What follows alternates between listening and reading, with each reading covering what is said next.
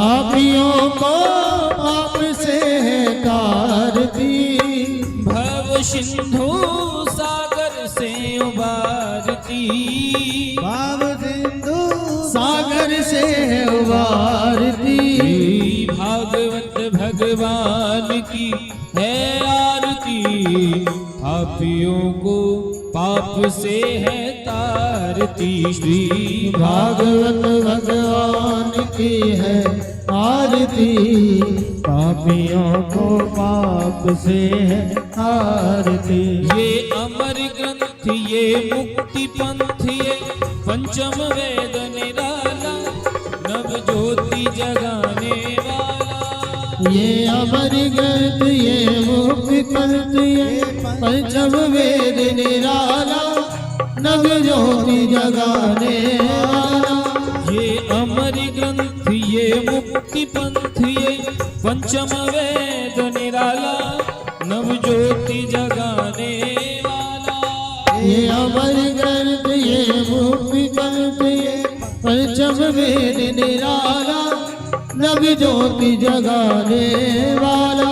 हरि नाम यही हरि धाम यही, हरि नाम यही हरि नाम यही, जग के मंगल की आरती, पापियों को पाप से है तारती। श्री भागवत भगवान की है आरती, पापियों को पाप से है तारती। ये शांति गीत पावन पुनीत, पापों को मिटाने वाला, हरि दर्श कराने वाला।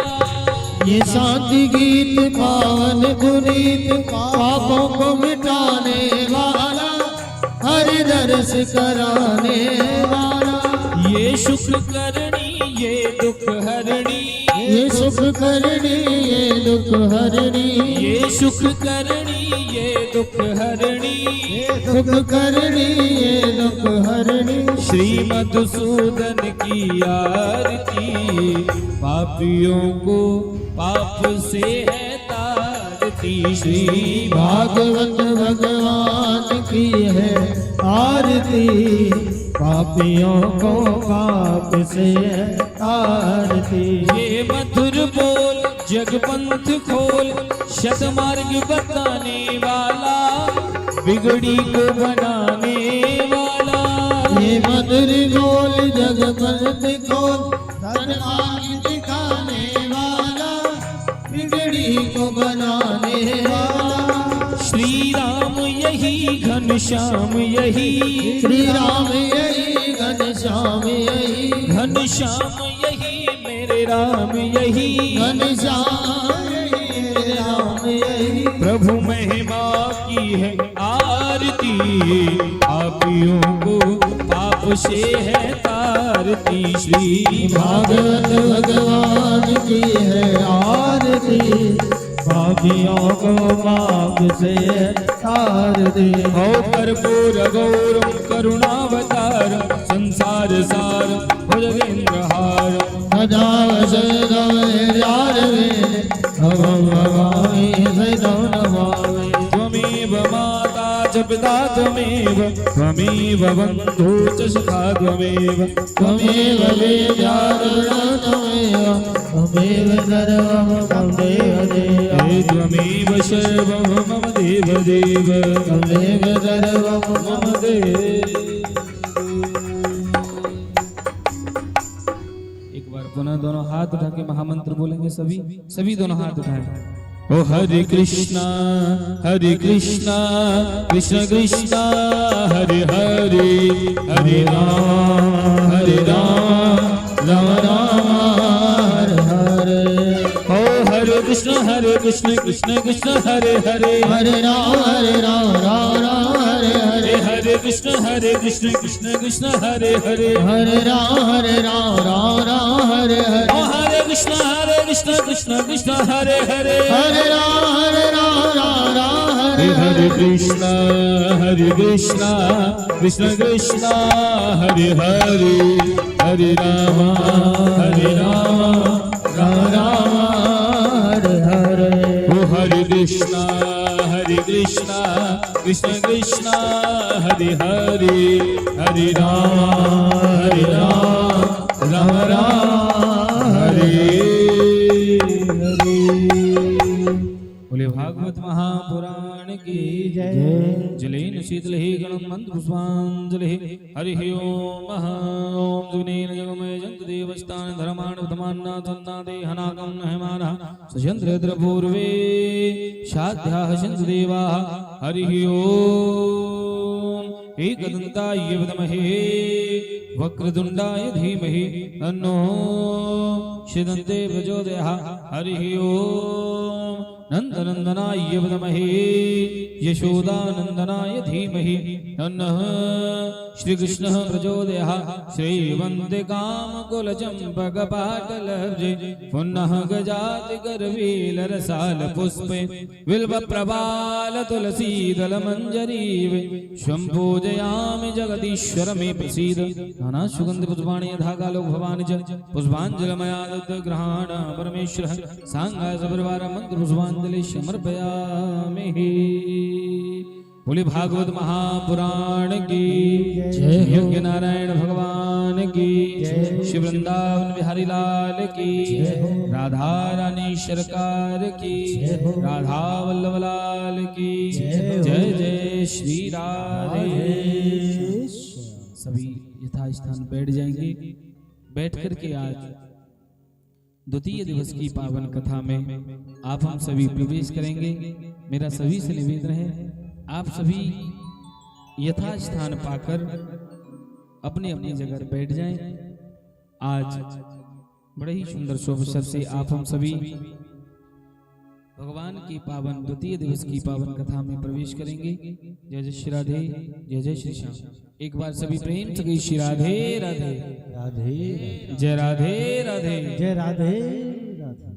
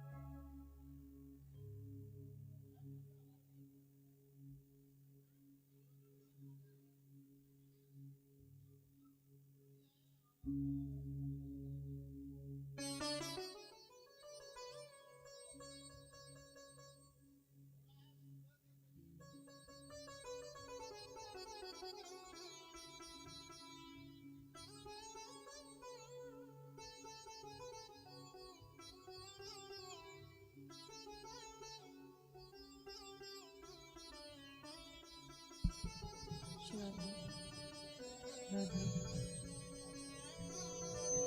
जय श्री राम श्री राधे जय राधे जय श्री राम श्री राधे जय राधे जय जय श्री राधे श्री राधे श्री राधे राधे जय श्री राम श्री राधे राधे जय जय श्री राधे जय श्री राम श्री राधे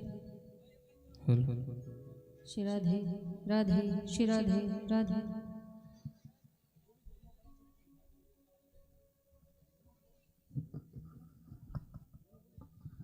जय राधे श्री राधे राधे जय श्री राम श्री राधे जय राधे राधे श्री राधे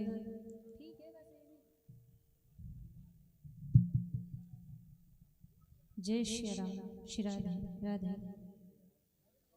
बोलिए वाके विहर लाल की राधा रानी सरकार की श्री हनुमान जी महाराज की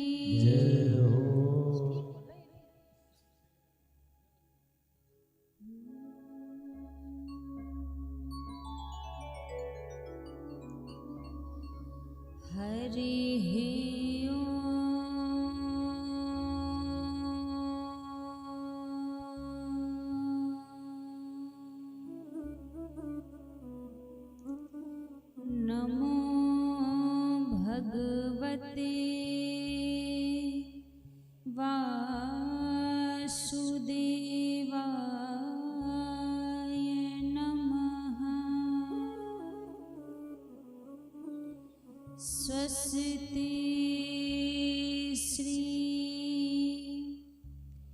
गणेशाय नमः।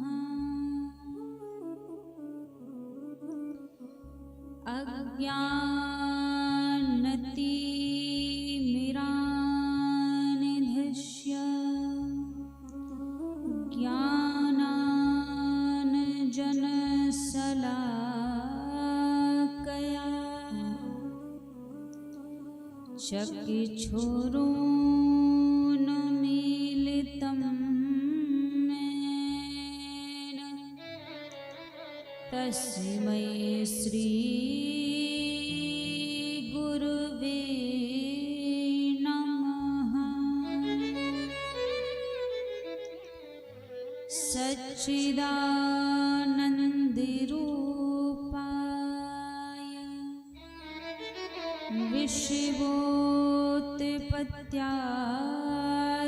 विश्वोत्पत्त्यादिहेतवे तापत्रये विनाशाय श्रीकृष्णाय वयं नमः। जय जय श्री राधारमण, जय जय नवल किशोर, जय गोपी चित चोर प्रभु, जय जय माखन चोर। आइए हनुमान जी विराजिए, कथा कहूँ मति अनुसार, प्रेम सहित आसन लाग्यो विराजिए पवन कुमार।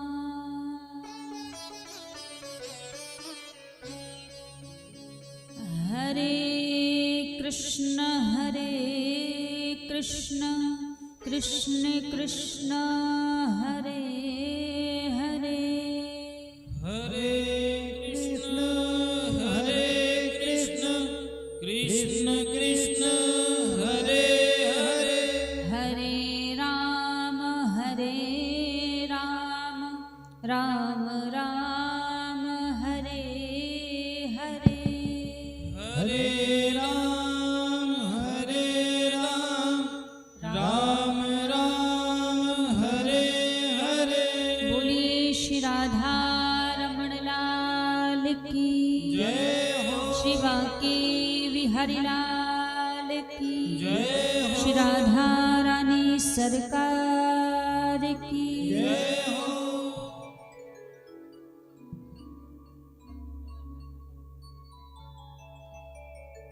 आइए सभी भक्तजन आज की पावन मंगलमय कथा में प्रवेश करने से पहले भगवान के पावन नाम को गाते हुए सभी आज की मंगलमय कथा में बड़े भाव और प्रेम से सभी प्रवेश करेंगे। सभी मिलकर हमारे साथ में ठाकुर जी के पावन नाम को गाते हुए जीवन है तेरे हवाले।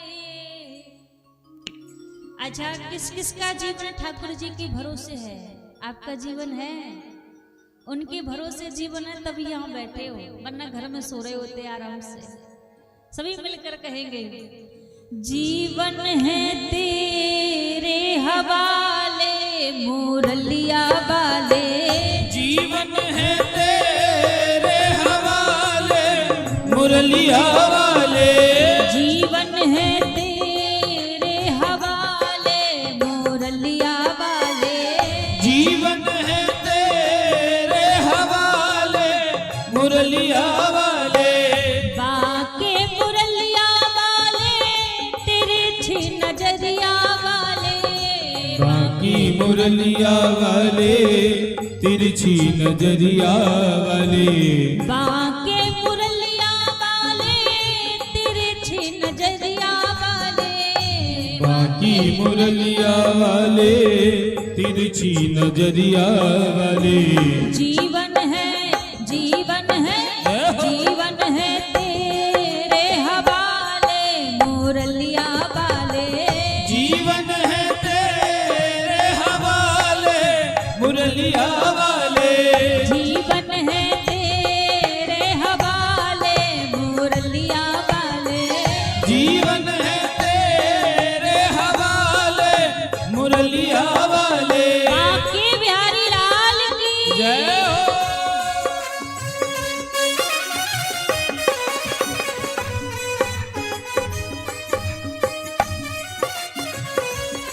ताली सेवा करते हुए सभी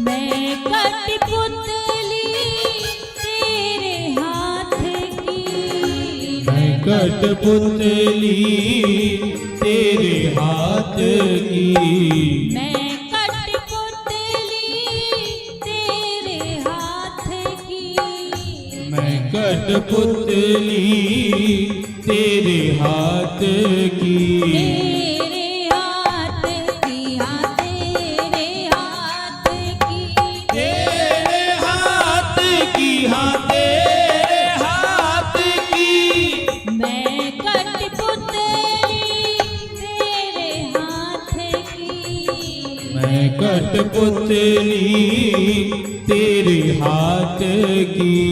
चाहे तू जैसे नचा ले मुरलिया वाले, चाहे तू जैसे नचा ले मुरलिया वाले, जीवन है तेरे हवाले मुरलिया वाले, जीवन है तेरे हवाले मुरलिया वाले। जय हो।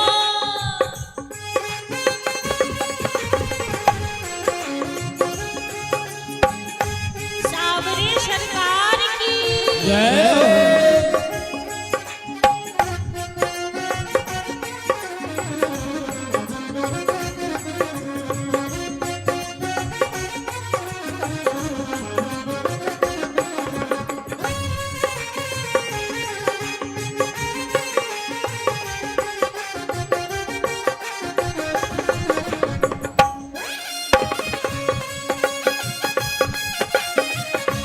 ताली सेवा करते हुए सभी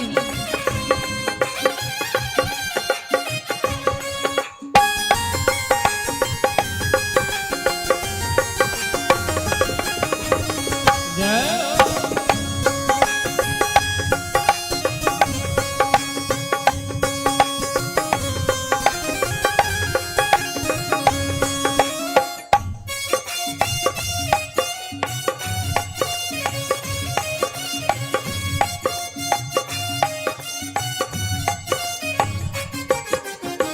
मेरे अपने हुए पराए, मेरे अपने हुए पराए। भक्त बड़ा प्यारा भाव कहता है ठाकुर जी से, क्या कि हे नाथ, अभी तक मैंने जिसको इस दुनिया में अपना माना है, जिसको भी मैंने अपना कहा है, वो मेरा अपना नहीं हुआ, वो पराया हो गया। इसलिए अब आप क्या करो, मेरे अपने हुए पराए, मेरे अपने हुए पराए। हुए पराए हाँ हुए पराए, हुए पराए हाँ हुए पराए। मेरे अपने हुए पराए, मेरे अपने हुए पराए।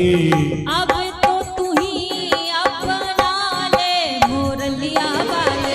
अब तो तू ही अपना ले मुरलिया वाले। जीवन है तेरे हवाले मुरलिया वाले। जीवन है तेरे हवाले मुरलिया वाले। अच्छा एक बात बताओ, ऐसे ठाकुर जी अपना लेंगे? ठाकुर जी से कह तो रहे हैं कि अब तो तू ही अपना ले। अकेला ऊपर ऊपर बोल रहे हैं, कई लोग तो बोल भी नहीं रहे हैं। अरे भैया जब तक कहोगे नहीं तब तक पुकार कैसे सुनेंगे ठाकुर जी? तो कम से कम अवसर मिला है तो भगवान से कहने का मौका मत छोड़ो।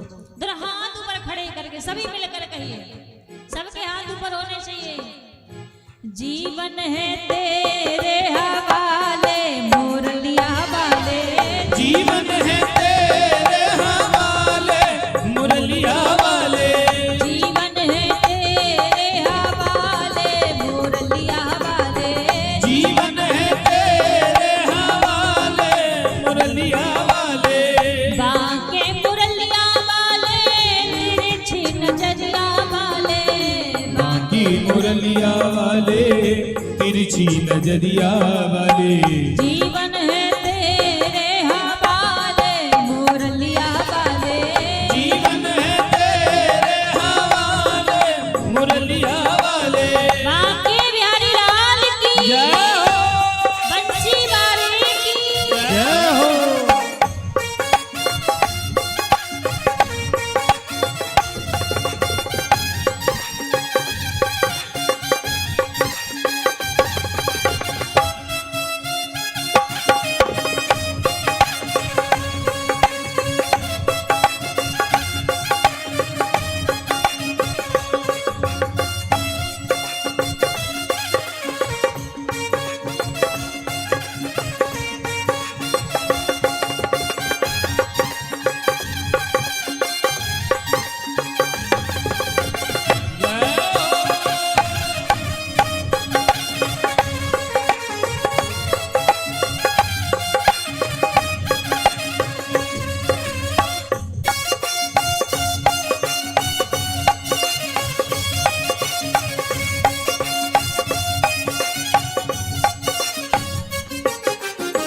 मैं हूँ मुरली तेरे अधर की। मैं हूँ मुरली तेरे अधर की। मैं हूँ मुरली तेरे अधर की। मैं हूँ मुरली तेरे अधर की। तेरे अधर की हाँ तेरे अधर की। तेरे अधर की हाँ तेरे अधर की। मैं हूँ मुरली तेरे अधर की।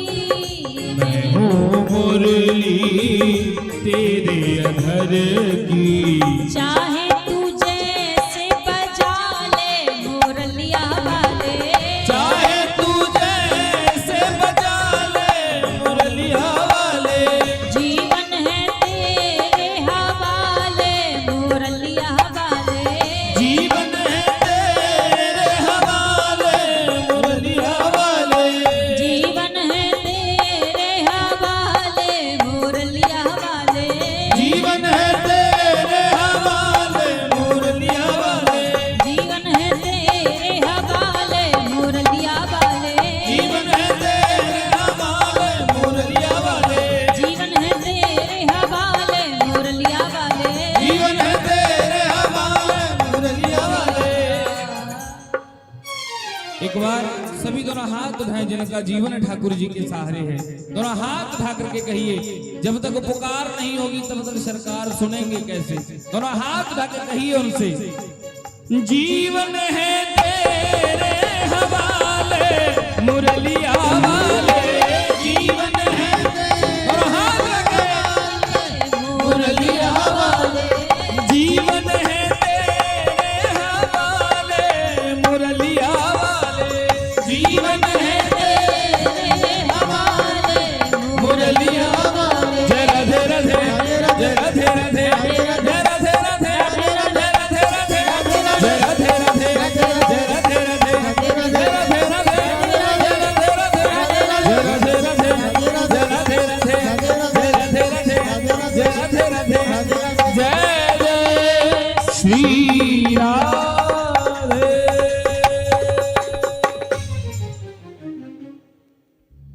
जीवन है तेरे हवाले मुरलिया वाले, जीवन है तेरे हवाले मुरलिया वाले। मैं कठपुतली तेरे हाथ की, मैं कठपुतली तेरे हाथ की, चाहे तुझे से नचा ले मुरलिया वाले, चाहे तुझे से न चाले मुरलिया वाले। जीवन है तेरे हवाले मुरलिया वाले, जीवन है तेरे हवाले मुरलिया वाले। बोलिए भक्त वत्सल भगवान की जय हो। कहते हैं महाराज, जिसका जीवन ठाकुर जी के भरोसे होता है, ठाकुर जी के हवाले जिसका जीवन होता है, संकट तो लाख आते हैं, लेकिन इतने संकट आने के बाद भी कभी भक्त का प्रभु साथ नहीं छोड़ते। परीक्षा लेते हैं पर संकटों में उनको अकेला नहीं छोड़ते। जिसका जीवन ठाकुर जी के भरोसे चल रहा हो, ठाकुर जी के हवाले चल रहा हो, जिसका जीवन कृपा करते हैं, उसको कभी अकेला नहीं छोड़ते हैं। उदाहरण देखना है ना, कहीं दूर की बात मत लीजिए। आज की डेट में कई जगह आयोजन तो कई जगह हो रहे हैं, लेकिन कई स्थान ऐसे हैं, कई जगह ऐसी हैं कि भैया आयोजन होने की बात तो छोड़ो, पंडाल ही नहीं संवर पा रहे हैं। ऐसी स्थिति बनी हुई है, कथाएं नहीं हो पा रही है।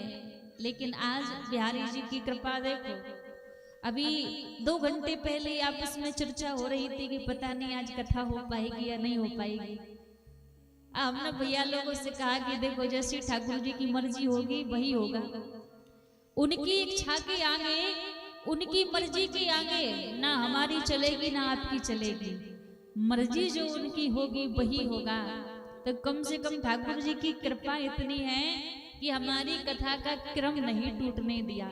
जितना हुआ 1 घंटे कल कथा हो गई, और ठाकुर जी की इच्छा रही तो आज फिर कथा प्रारंभ हो गई। तो ये होती है कृपा ठाकुर जी की। कृपा कब? जब उनके भरोसे रहोगे, उनके ऊपर निर्भर होकर रहोगे कि जो करना है प्रभु आपको ही करना है। जब भक्त भगवान के भरोसे हो जाता है ना, तो कभी प्रभु उसे फिर अकेला नहीं छोड़ते। भक्त फिर कहता है कि जो होना होगा होगा, हमें चिंता नहीं है। क्यों? हमें चिंता नहीं अपनी, उन्हें चिंता हमारी है। हमें अपनी चिंता नहीं है। किस लिए? हमें चिंता नहीं अपनी, उन्हें चिंता हमारी है। हमारी नाव का केवट सुदर्शन चक्रधारी है। जो भवसागर में हमारी नाव चल रही है, उसका केवट कोई छोटा मोटा नहीं है, वो त्रिलोकी का नाथ उसका केवट है, इसलिए चिंता नहीं। तो ठाकुर जी के भरोसे जीवन रहेगा तो घबराना नहीं पड़ेगा।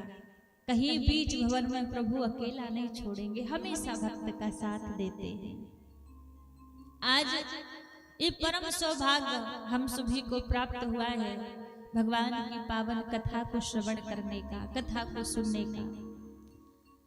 कल हम भगवान के स्वरूप का वर्णन सुन रहे थे कि भगवान का रूप कैसा है।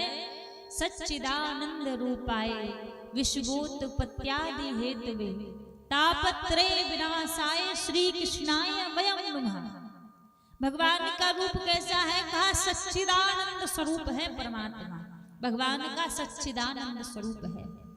सत्य, चित और आनंद, ये तीनों भगवान के स्वरूप है। अच्छा, जो कथा सुनने का सौभाग्य हमें मिल रहा है, इस कथा को सुनने का सौभाग्य स्वर्ग के देवी देवताओं को भी नहीं मिलता। एक बार की बात थी, जब सुखदेव जी महाराज राजा परीक्षित को भागवत की कथा सुना रहे थे, तभी क्या हुआ, स्वर्ग के सारे देवी देवता अमृत का कलश लेकर आ गए सुखदेव जी महाराज के पास में और कहा, भगवान परीक्षित को 7 दिन में मरने का श्राप मिला है, तो आप ऐसा कीजिए, हम स्वर्ग से अमृत लेकर आए हैं, ये अमृत आप राजा परीक्षित को पिला दीजिए, राजा परीक्षित अमर हो जाएंगे। लेकिन ये जो कथा रूपी अमृत है, ये कथा रूपी अमृत आप हमें पान करा दीजिए। सुखदेव जी महाराज कहने लगे कि ये तो परीक्षित जाने, इनको कथा रूपी अमृत पान करना है या स्वर्गारूपी अमृत पान करना है। परीक्षित से पूछा, आप कौन सा अमृत पीना चाहते हैं, कथा रूपी अमृत पीना चाहते हैं या स्वर्ग का अमृत पीना चाहते हैं? जैसे कहा तो राजा परीक्षित कहने लगे, गुरुदेव पहले हमें दोनों अमृत की विशेषताएं बताओ कि दोनों अमृतों में कौन कौन सी विशेषताएं हैं। सुखदेव जी महाराज बोले, पहले तो स्वर्ग के अमृत की विशेषता सुनो। जो स्वर्ग का अमृत पान कर लेता है उसको स्वर्ग में जाने के लिए मिल जाता है। जब वो स्वर्ग में जाता है, स्वर्ग में सारे सुखों को भोगता है, सारे संसार के भोगों को भोगता है, लेकिन वो हमेशा के लिए स्वर्ग में नहीं रहता। स्वर्ग में व्यक्ति कब तक रहता है, जब तक उसके पास उसके पुण्य रहेंगे तब तक वो स्वर्ग में रहेगा। लेकिन जैसे धीरे धीरे उसके पुण्य खत्म होने लग जाएंगे, वैसे ही उसको पुनः इस मृत्यु लोक में आना पड़ेगा, फिर जन्म लेना पड़ेगा। तो कहा ये तो स्वर्ग की अमृत की विशेषता है। और कथा रूपी अमृत की विशेषता कहा, जो एक बार भगवान की कथा को सुन लेता है, कथा को श्रवण कर लेता है, तो कहा पुनरपि जननम पुनरपि मरणम पुनरपि जननी जठरे शयनम। जिसने भगवान की कथा को सुन लिया, उसका जन्म मरण का सारा चक्कर ही छूट जाता है, उसको फिर दोबारा इस संसार में जन्म नहीं लेना पड़ता। जो भगवान की कथा श्रवण कर लेता है, भगवान की कथा में वो सामर्थ्य है कि जो साक्षात गोविंद के दर्शन करा देने वाली है। जिस कथा के सामने आप बैठे हैं, जिस ग्रंथ के सामने आप बैठे हैं, विश्वास मानिए ये कोई पोथी किताब नहीं है। ये भाव लेकर मत बैठिए कि कोई पोथी रखी है या कोई किताब रखी है ना, ये साक्षात भगवान कृष्ण का बांग्यमय रूप है, बाल स्वरूप है। एक भगवान का शब्द रूप है और एक भगवान का जो हम मंदिर में दर्शन करते हैं साकार रूप है। तो मंदिर में जो हम दर्शन करते हैं कृष्ण के, वो कन्हैया नेत्रों से प्रवेश करता है हृदय में। कथा में बैठकर जिस स्वरूप का हम दर्शन करते हैं वो भगवान का शब्द स्वरूप है, और भगवान शब्द रूप से कानों के द्वारा हृदय में प्रवेश कर जाते हैं। तो ये कोई पोथी किताब नहीं है भागवत। भागवत साक्षात भगवान कृष्ण का बाल स्वरूप है, बांग्यमय रूप है। तो कहा इस कथा को सुनने का सौभाग्य स्वर्ग के देवी देवताओं को भी नहीं मिलता है। जो कथा सुनने का अवसर हम आप सभी को मिला है, हमें प्राप्त हुआ है, इस स्वर्ग के देवताओं को भी नहीं मिलता। सूत जी महाराज सौनकादिक ऋषियों को कथा सुना रहे हैं। नारद जी ने सनत कुमारों से प्रश्न किया कि एक बात बताइए, कोई धर्मात्मा व्यक्ति, कोई पुण्य करने वाला व्यक्ति यदि भागवत की कथा को सुन ले और वो मुक्त हो जाए तो कोई बड़ी बात नहीं है, क्योंकि वो पुण्यात्मा था, धर्मात्मा था, इसलिए मुक्त हो गया। पूछने लगे कि क्या कोई पापी व्यक्ति भी भागवत की कथा को सुनकर मुक्त हो सकता है? सनत कुमार कहने लगे, नारद आप तो पापी व्यक्ति की बात कर रहे हैं, मैं तो यहाँ तक कहता हूँ कि जिस व्यक्ति ने जीवन पर्यंत कभी कोई अच्छा काम नहीं किया हो, काम क्रोध की अग्नि में जलता रहा हो, अधर्म करता रहा हो, पाप कर्म करता रहा हो, ऐसा व्यक्ति भी मरने के बाद प्रेत बन जाए। और प्रेत बनकर भी यदि वो भागवत की कथा को सुन लेता है तो वो प्रेत योनि में भी मुक्त हो जाता है। नारद जी बोले भैया आपकी ये बात समझ में नहीं आई। क्यों? कोई जिंदा व्यक्ति भागवत की कथा सुने तब तो बात मानी जाए, कोई भूत प्रेत भागवत की कथा कैसे सुन सकता है? ये बात तो आप हमें विस्तार से बताइए। जैसे कहा तो सनत कुमार कहने लगे नारद, एक आत्मदेव नाम के ब्राह्मण थे, और जो आत्मदेव नाम के ब्राह्मण थे बड़े ही विद्वान थे, बड़े ही गुणवान थे, लेकिन इनकी जो पत्नी थी जिनका नाम धुंधली देवी, एक ऐसी थी यथा नाम तथा गुण। अच्छा एक बात कहें, धुंधली का अर्थ क्या होता है? यदि हमारी आपकी साधारण भाषा में भी समझा जाए तो हम उसी को धुंधली कहेंगे जिसको साफ दिखाई ना देता हो। सामने कोई व्यक्ति खड़ा है फिर भी उसको दिख नहीं रहा है, उसको शंका हो रही है कि कौन है, तो हम उसी को धुंधली कहेंगे। अच्छा हम आपसे पूछें कि हमारे निकट हमारे सबसे पास में कौन है, तो आपका जवाब क्या होगा? हमारे सबसे पास में कौन रहता है? जवाब दीजिए, आपसे पूछ रहे हैं, नहीं पता। अच्छा आप कहेंगे परिवार वाले रहते हैं या घर वाले लोग रहते हैं, यही जवाब होगा। लेकिन एक बार यही प्रश्न ठाकुर जी से ठाकुर जी के भक्त ने किया कि प्रभु एक बात बताओ, आप एक जीवात्मा से कितने दूर रहते हैं? आप एक इंसान से एक जीवात्मा से कितने दूर रहते हैं? तो भगवान ने क्या जवाब दिया कि जितना आंख की पुतली से पलकों की तो बहुत ज्यादा दूरी है, मैं तो उससे भी पास रहता हूँ, उससे भी निकट रहता हूँ। तो हमारे सबसे पास कौन रहता है? परमात्मा, प्रभु सबसे पास में रहते हैं। और जब सबसे पास में भगवान रहते हैं तो क्या भगवान हमें दिखाई देते हैं? दिखते हैं भगवान? नहीं दिखते ना। सबसे पास होने के बाद भी भगवान नहीं दिखते। भगवान निकट हैं फिर भी हमें शंका होती है कि भगवान है भी या नहीं, भ्रम होता है मन में, क्योंकि हम भगवान को देख नहीं पाते। यदि देखा जाए ना तो हम और आप सभी धुंधली हैं, सब धुंधली के स्वरूप है। भगवान इतने पास होने के बाद भी नहीं दिखाई देते। क्यों? क्योंकि हमारे नेत्रों में माया का पर्दा डला हुआ है, इसलिए भगवान नहीं दिखते। उसी प्रकार आत्मदेव जी तो बड़े विद्वान थे, धर्म कर्म करने वाले थे, लेकिन इनकी जो पत्नी धुंधली थी ना बिल्कुल इनके विपरीत थी।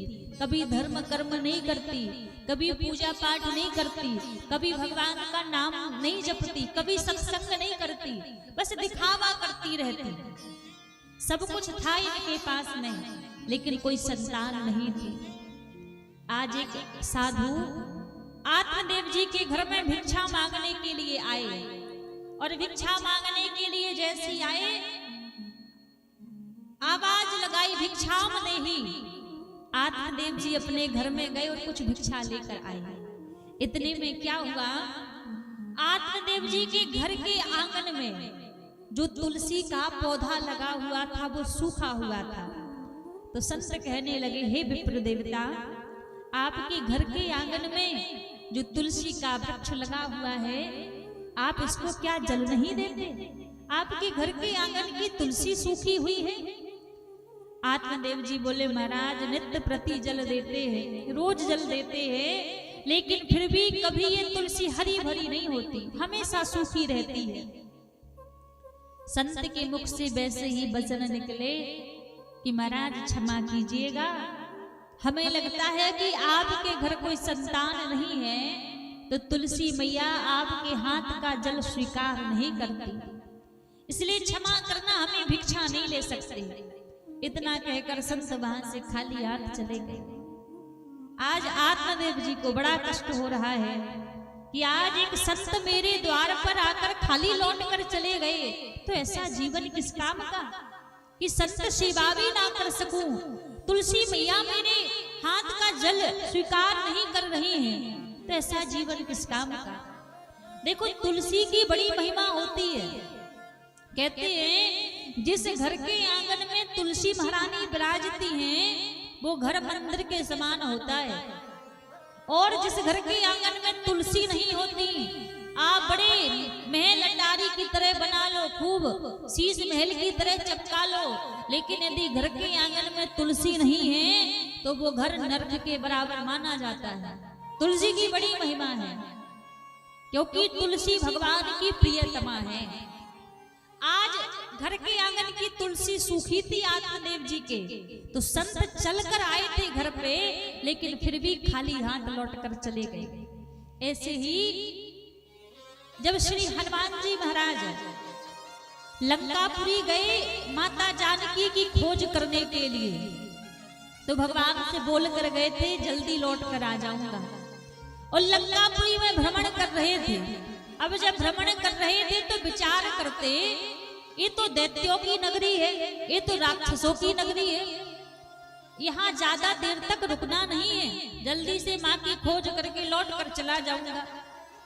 लेकिन जब रात्रि के समय हनुमान जी महाराज भ्रमण कर रहे थे पूरी लंकापुरी में, तो लंकापुरी में एक घर हनुमान जी को ऐसा दिखाई दिया, उस घर को देखकर हनुमान जी ने क्या कहा, भवन एक सुंदर पुनि देखा। एक भवन लंकापुरी में हनुमान जी को सुंदर दिखाई दिया। अच्छा, उस भवन में ऐसा क्या था जो हनुमान जी को सुंदर लगा? वैसे पूरी लंकापुरी सोने की बनी थी। लंकापुरी में जो नौकर चाकर के घर भी थे ना, तो वो भी सोने के घर बने हुए थे, लेकिन उनको देखकर हनुमान जी ने नहीं कहा कि बड़ा सुंदर है, एक घर के लिए सुंदर कहा। उस घर में ऐसा क्या था, कोई हीरे जवाहरात नहीं जड़े थे भैया। उस घर के आंगन में तुलसी लगी हुई थी। उस तुलसी को देखकर हनुमान जी ने कहा कि ये घर बड़ा सुंदर है, मंदिर के समान है। पर मन ही मन विचार करने लगे, ये तो दैत्यों की नगरी है, ये तो राक्षसों की नगरी है, यहाँ कौन भक्त रहता होगा, यहाँ कौन संत रहता होगा। लेकिन बात ये भी पक्की है, यदि घर के आंगन में तुलसी लगी हुई है तब तो कोई वैष्णव ही रहता होगा, क्योंकि तुलसी मैया तो किसी भक्त के घर में ही निवास करेगी। मन ही मन विचार कर रहे थे। इतने में रघुनाथ जी ने सोचा कि आपके मन की शंका मिटा देता हूँ। उतने में क्या हुआ, वो घर किसका था? श्री विभीषण जी महाराज का घर था। राम राम कहते हुए विभीषण जी जाग उठे। हनुमान जी को पता लगा कि वास्तव में किसी भक्त का ही घर है, इसलिए हर एक घर के आंगन में तुलसी होनी चाहिए। उससे हमारा परिचय होता है कि किसी भक्त का घर है, किसी वैष्णव का घर है। अच्छा, पहले क्या होता था, जब कोई घर का निर्माण करता था, कोई भवन बनाता था, तो उस घर के सामने भगवान का नाम लिखते थे या कोई चौपाई लिखते थे। क्यों? कि आने जाने वाला व्यक्ति जब इसको देखेगा तो एक बार पढ़ेगा तो भगवान के नाम का उच्चारण होगा। पर आजकल लोग क्या करते हैं, जब घर बनाते हैं तो घर बना के क्या लिखते हैं, किसका नाम लिखते हैं? क्या लिखते हैं? घर बनाएंगे, घर के सामने लिखेंगे तिवारी भवन, शर्मा भवन, अपने अपने नाम से उस घर को बना लेंगे, घर के सामने नाम लिख लेंगे अपना। अच्छा, एक बात बताइए, घर के सामने अपना नाम लिख लेने से क्या मिल जाता है? हाँ, क्या मिल जाता है? कुछ प्राप्त होता है क्या? कुछ प्राप्त नहीं होगा। आपको लगे कि हमारे घर के सामने नाम लिखा रहेगा तो सब लोग हमारे घर को जानेंगे। कितने लोगों से परिचय करवा लोगे? 10 लोगों से, 20 लोगों से, 50 लोगों से परिचय करवा लोगे। लेकिन यदि घर के सामने भगवान का नाम लिखा रहेगा, ठाकुर जी का नाम लिखा होगा, तो उसमें एक नहीं, दो नहीं, आने जाने वाला अनजान व्यक्ति भी जा रहा होगा तो देखकर यही कहेगा कोई भक्त रहता है इस घर में, कोई वैष्णव रहता है, तभी भगवान का नाम लिखा हुआ है। इसलिए जब भी भवन का निर्माण हो, कोई घर बनाया जाए तो उसमें ठाकुर जी का नाम लिखना चाहिए। कोई चौपाई लिख दो, कोई मंत्र लिख दो, जिससे पहचान हो कि किसी सनातनी का घर है, किसी भक्त का घर है। घर के आगे भगवान का नाम लिखा हो, घर के आंगन में तुलसी मैया निवास कर रही हुई हमारी पहचान है। तो आज जब आत्मदेव जी के घर की सूखी तुलसी को देखा तो साधु लौट कर चले गए। आत्मदेव जी को बड़ा कष्ट हुआ, जाकर वन में बैठकर रोने लगे। इतने में एक महात्मा जी वहां से जा रहे थे, आत्मदेव जी को रोते हुए देखा, पूछने लगे, हे विप्र देवता, आप क्यों रो रहे हैं? आपके रोने का कारण क्या है? आत्मदेव जी बोले, मेरे घर कोई संतान नहीं है, मैं संतान के लिए रो रहा हूं, पुत्र के लिए रो रहा हूं। संत समझाने लगे कि जो पुत्र की कामना कर रहे हैं ये केवल अज्ञान है। यदि इतनी ही पुत्र के प्रति ममता है तो भगवान को अपना पुत्र मान लो। दुनिया का पुत्र भले ही आपका साथ छोड़ देगा, लेकिन यदि भगवान को पुत्र मानोगे ना तो भगवान कभी साथ नहीं छोड़ेंगे। समझाने लगे, आत्मदेव जी नहीं माने। संत बोले, अच्छा एक बात बताओ, मान लो आपके घर एक पुत्र का जन्म हो गया, कुछ समय वो जीवित रहा, फिर मृत्यु को प्राप्त कर गया, तो आप कितने दिन रोओगे? आप 2 महीने रोओगे, 4 महीने रोओगे या 6 महीने रोओगे? इससे ज्यादा कोई नहीं रोता है।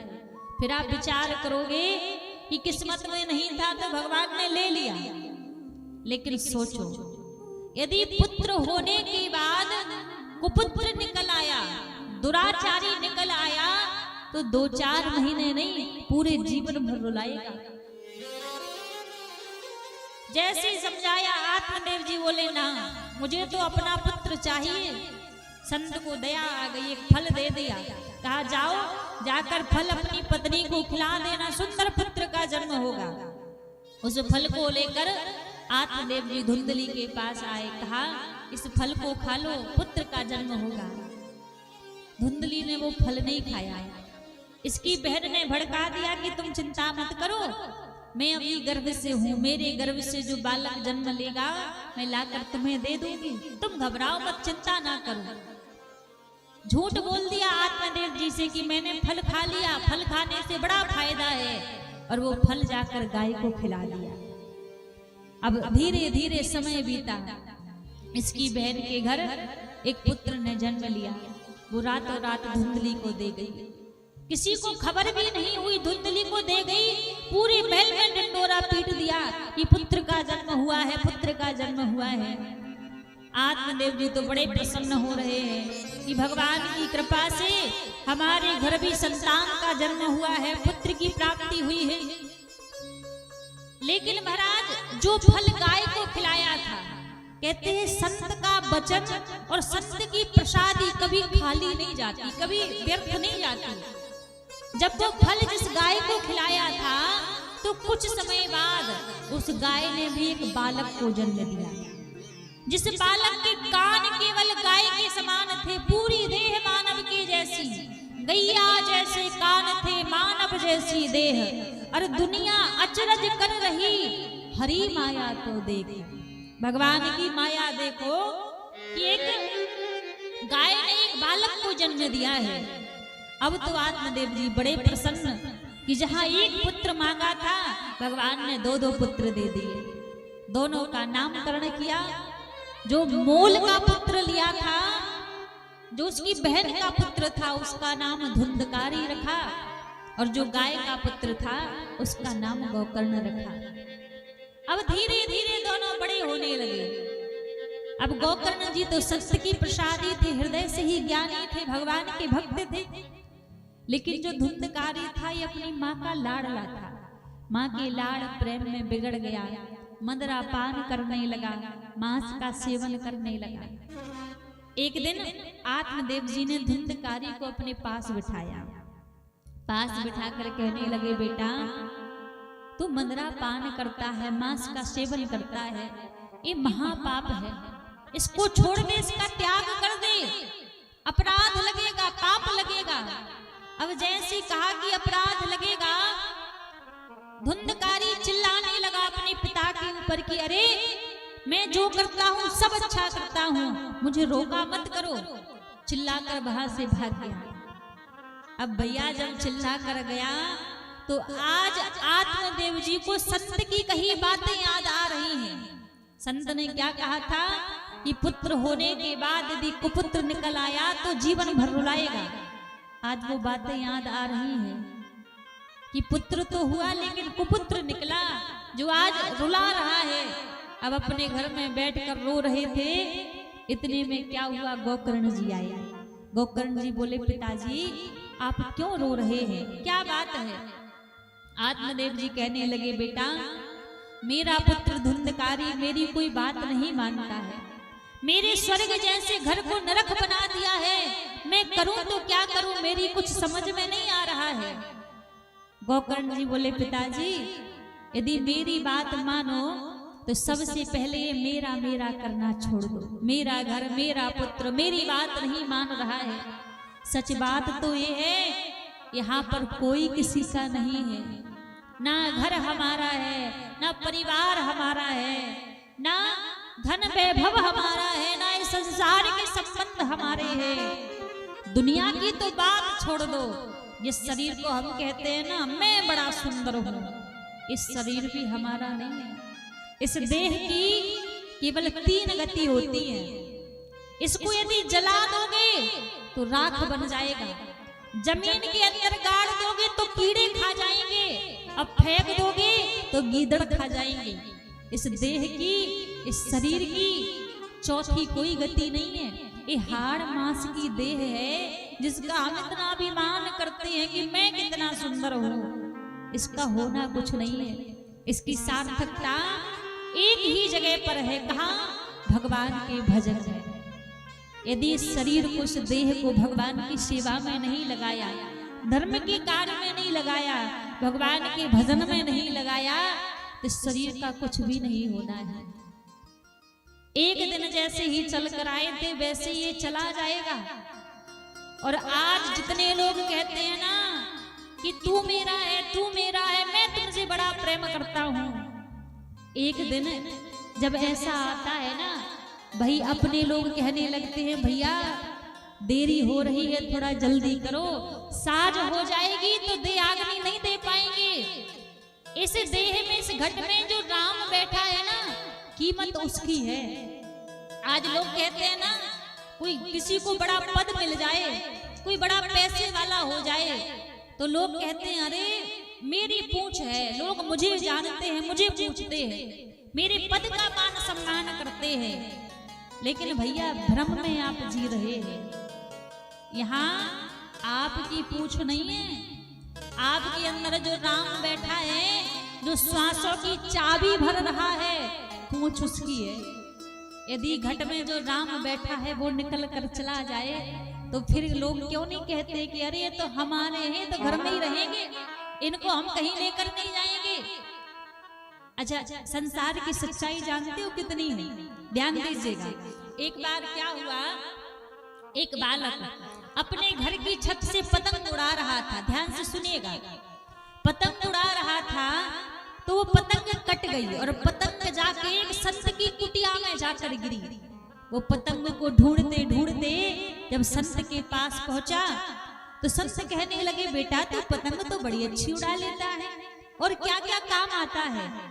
कहने लगा, मैं पतंग उड़ा लेता हूँ, कभी कभी मंदरा पान भी कर लेता हूँ, कभी मांस का सेवन भी कर लेता हूँ, कभी चोरी भी कर लेता हूँ, लेकिन मैं जो भी करता हूँ ना अपने परिवार वालों के लिए करता हूँ, क्योंकि मेरे परिवार वाले मुझसे बड़ा प्रेम करते हैं, मेरे बिना एक पल नहीं रह सकते। जैसे कहा तो संतों का तो स्वभाव होता ही है सत्य सत्य का ज्ञान देना। संत कहने लगे, बेटा ये तो एक माया है जो तेरे मन में भ्रम है कि तेरे परिवार वाले बड़ा प्रेम करते हैं, तुझसे यहाँ कोई किसी से प्रेम नहीं करता। भैया पहले के समय में जानते हैं लोग क्या कहते थे कि अंत तक के लोग साथी रहेंगे, जब प्राण छूटेंगे तब लोगों का साथ छूट जाएगा। लेकिन आज की हकीकत जानते हैं क्या है? अंत तक का भी कोई साथी नहीं रहता। आज तो जिंदा रहते ही लोग साथ छोड़ देते हैं, जीते जी साथ छोड़ देते हैं। लोग कब तक साथ में खड़े रहेंगे? जब तक आपसे मतलब होगा, आपसे कोई स्वार्थ होगा, आपसे कोई काम बन रहा होगा, तब तक लोग कहेंगे ये मेरा है, ये मेरा है। और जिस दिन स्वार्थ खत्म हो जाए, मतलब खत्म हो जाए, उस दिन लोग कहते कि हम नहीं जानते आप कौन है। तो यहाँ मरने की तो बात छोड़ दो, आज के समय में तो जीते जी भी लोग साथ छोड़ देते हैं। तो संत कहने लगे कि यहाँ कोई किसी का नहीं है, ये सब झूठे रिश्ते हैं, झूठे नाते, सब छोड़ देंगे। ये बालक कहने लगा मैं नहीं मानता, मुझे पता है कि मेरे घर वाले मुझसे बड़ा प्रेम करते हैं, मेरे बिना नहीं रह सकते। संत बोले अच्छा ऐसी बात है, यदि मैंने इस बात को साबित कर दिया कि तुझसे कोई प्रेम नहीं करता, तब तू क्या करेगा? ये बालक कहने लगा कि यदि तुमने साबित कर दिया तो उसी दिन मैं सब कुछ छोड़कर आपकी सेवा में आ जाऊंगा। संत ने कहा ठीक है। अब संत को श्वास रोकने की विद्या आती थी। अब इन्होंने क्या किया, श्वास रोकने की विद्या उस बालक को सिखा दी और कहा कि जाओ अब जाकर घर में परीक्षा ले लो।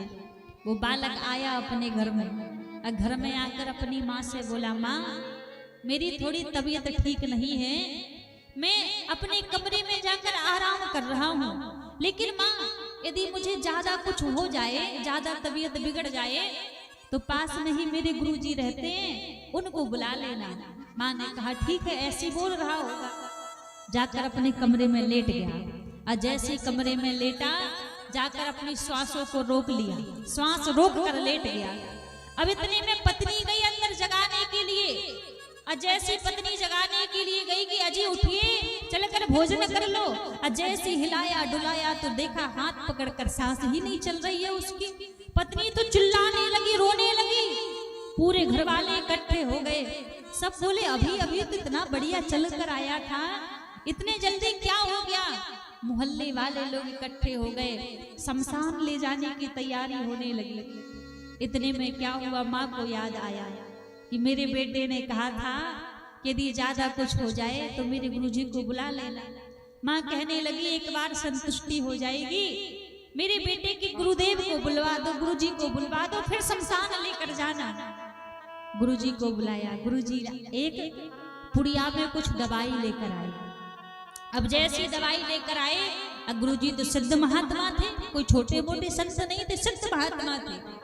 जैसी आए आकर उस बालक के माता पिता से कहने लगे कि देखो इसमें एक सिद्ध की हुई दवाई है, मैं इतना कह सकता हूँ कि आप दोनों तो अपने बालक से बड़ा ही प्रेम करते हैं, आप इस दवाई को खा लीजिए, इस दवाई को खाने से आप मर जाएंगे, आपका बालक जीवित हो जाएगा, आप इस दवाई को खा लीजिए।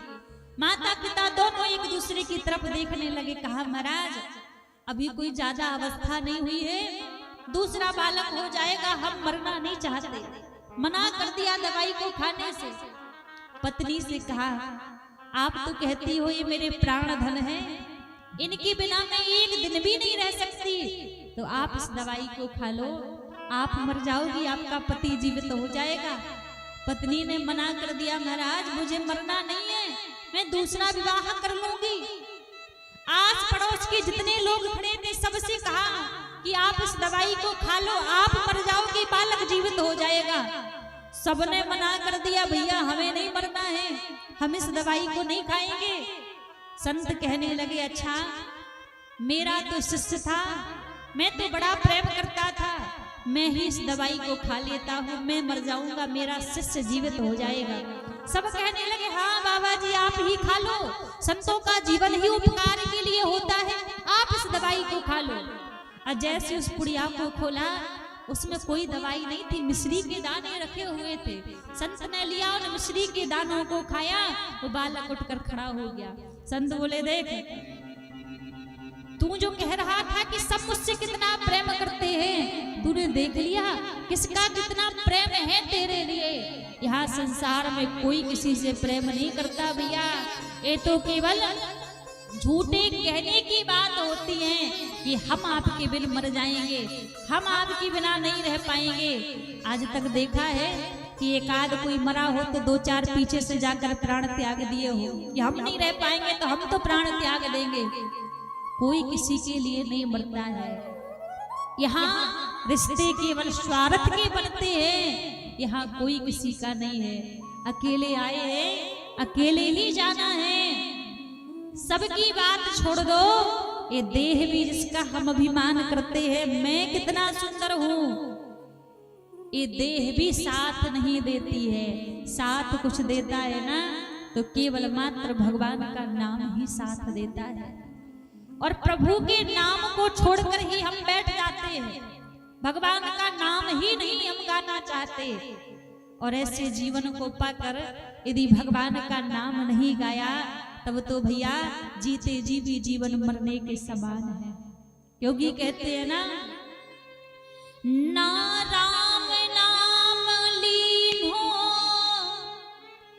ना कृष्ण नाम लीन हो, तेने भरी जवानी में तू डूब के मर जा रे चुल्लू भर पानी में। तू डूब के मर जा रे चुल्लू भर पानी में। तू डूब के मर जा रे चुल्लू भर पानी में। ओ तू डूब के मर जा रे चुल्लू भर पानी में। ना राम नाम लीन हो, ना राम नाम लीनो, ना कृष्ण नाम लीन हो, ना कृष्ण नाम लीनो, तेने भरी जवानी में तू डूब के मर जा रे चुल्लू भर पानी में।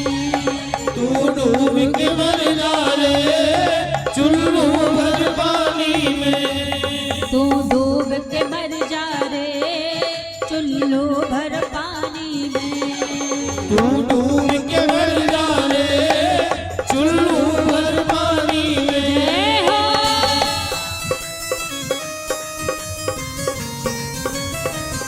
भक्तवत्सल भगवान की जय हो।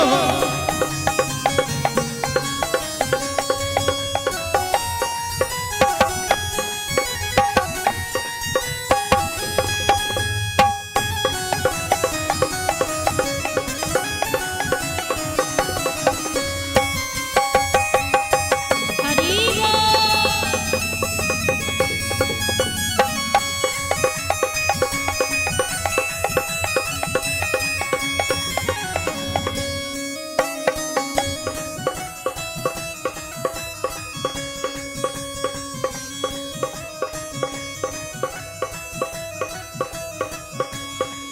तू जायो माटी में मिल जाएगो माटी में। तू जायो माटी में मिल जाएगो माटी में। तू जायो माटी में मिल जाएगो माटी में।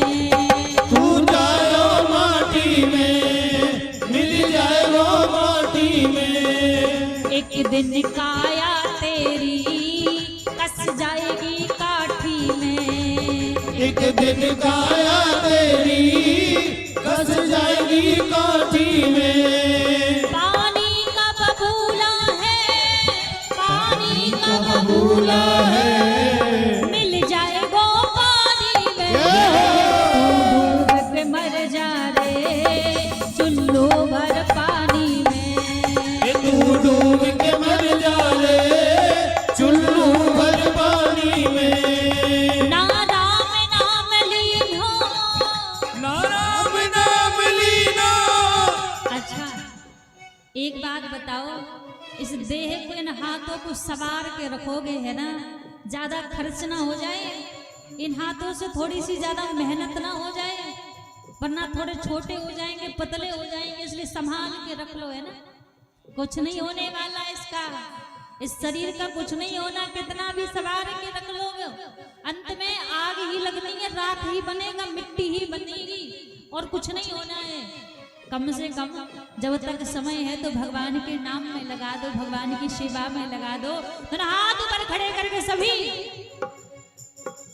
ना राम नाम लीन हो, ना राम नाम लीन हो, ना कृष्ण नाम लीन हो, ना कृष्ण नाम लीन हो। तन भरी जवानी में डूब के मर जा रे चुल्लू भर पानी में, डूब के मर जा रे चुल्लू भर पानी में, तू डूब के मर जा रे चुल्लू भर पानी में, तू डूब के मर जा रे चुल्लू भर पानी में। जय हो।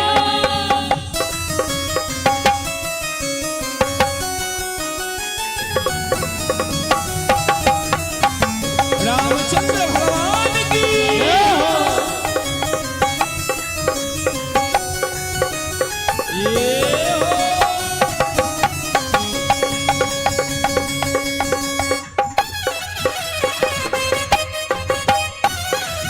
हरि बोल।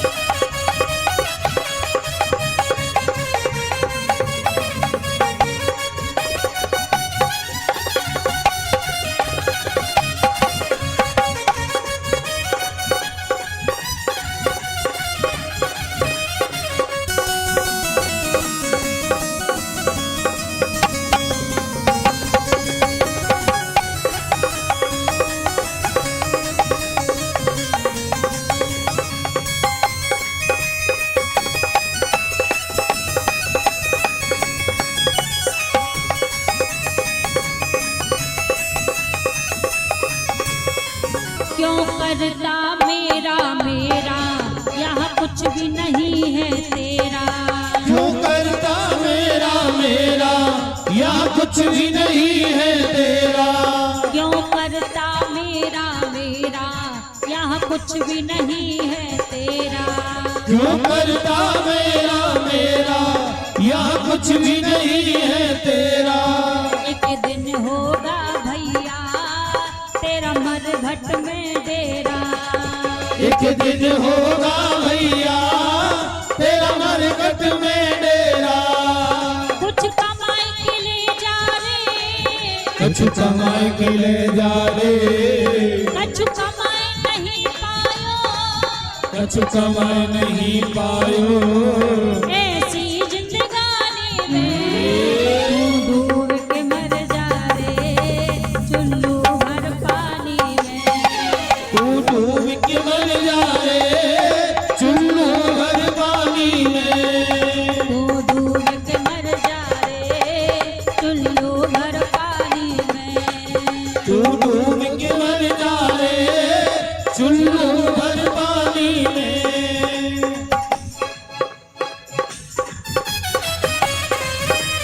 राजा रामचंद्र भगवान की, भक्तवत्सल भगवान की।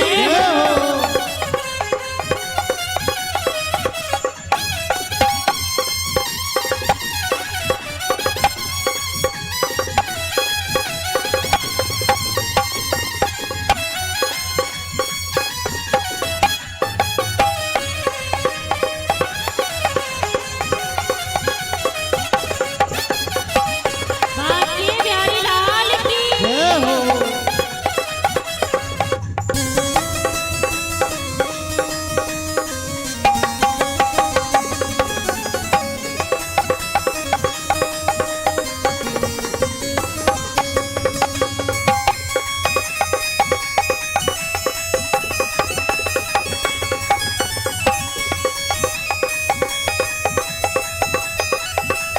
और जब कहा कि संसार में कुछ अपना है ही नहीं, तो फिर क्या किया जाए जाए, क्यों माया के पीछे भागा जाए, क्यों संसार के पीछे भागा जाए? तो संत कहते संसार में तो सार है नहीं, तो फिर एक ही कार्य किया जाए। कार्य कौन सा? कर प्रभु की भक्ति है, भक्ति में शक्ति है। कर प्रभु की भक्ति है, भक्ति में शक्ति है। कर प्रभु की भक्ति है, भक्ति में शक्ति है। कर प्रभु की भक्ति है, भक्ति में शक्ति है। या भक्ति से भैया तोहे मिलेगी मुक्ति है। या भक्ति से भैया तो मिलेगी मुक्ति है। तेने बालापन खोयो, तेने बालापन खोयो, सारा जीवन खोयो, ये सारो जीवन खोयो। इस आनाकानी में डूब के मर जा रे चुल्लू भर पानी में। तू डूब के मर जा रे चुल्लू भर पानी में। तू डूब के मर जा रे चुल्लू भर पानी में। तू डूब के मर जा रे चुल्लू भर पानी में। ना राम नाम लीनो, ना राम नाम लीनो, ना कृष्ण नाम लीनो, ना कृष्ण नाम लीनो। तेने भरी जवानी में तू डूब के मर जा रे चुल्लू भर पानी में। तू डूब के मर जा रे चुल्लू भर पानी में।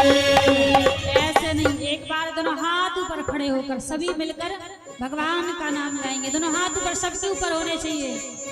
बोलो श्री राम जय राम जय जय राम। बोलो श्री राम जय राम जय जय राम। बोलो श्री राम जय राम जय जय राम। बोलो श्री राम जय राम जय जय राम। बोलो श्री राम जय राम जय जय राम। बोलो श्री राम जय राम जय जय राम। बोलो श्री राम जय राम जय जय राम। बोलो श्री राम जय राम जय जय राम। बोलो श्री राम जय राम जय जय राम। बोलो श्री राम जय राम जय जय राम। बोलो श्री राम जय राम जय जय राम। बोलो श्री राम जय राम जय जय राम। बोलो श्री राम जय राम जय जय राम। बोलो श्री राम जय राम जय जय राम। बोलो श्री राम जय राम जय जय राम। बोलो श्री राम जय राम जय जय राम।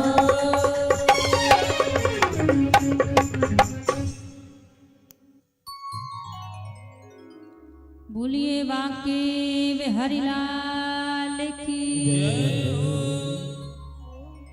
कहते हैं महाराज, जीवन में कितना भी कह लो ये संसार मेरा है, ये परिवार मेरा है, ये घर द्वार मेरा है, अंत में कुछ संग में नहीं जाता।